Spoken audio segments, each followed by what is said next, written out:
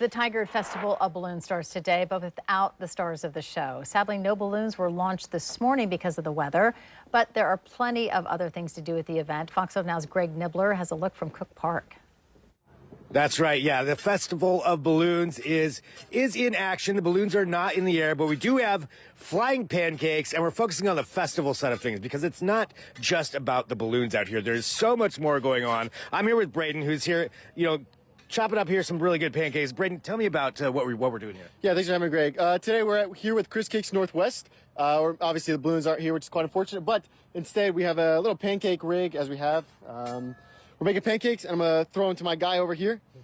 That's right. See, so still some action going on, and that is, as I mentioned, one of the big things. Okay, I want to see your technique here. Let's show the people some action here. Yeah, right. Obviously, you got to stretch first. Obviously, we always got to stretch. Very important, safety. And if he misses, it's always the thrower's fault. But are you ready?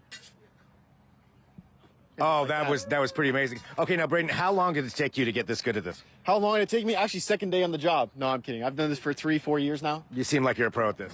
Well, I get it from my uncle. Actually, here, it's heretical. I forget what the word is, but...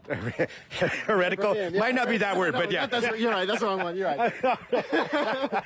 And they are hoping to get some hot air balloons up, maybe later today, but maybe this weekend. I heard there's going to be a thing called the Row of Fire, where they're going to be firing off the propane from the hot air balloons. So still plenty of action going on here. And they were kind enough to spell out Fox 12 News here. That is some true talent, Braden.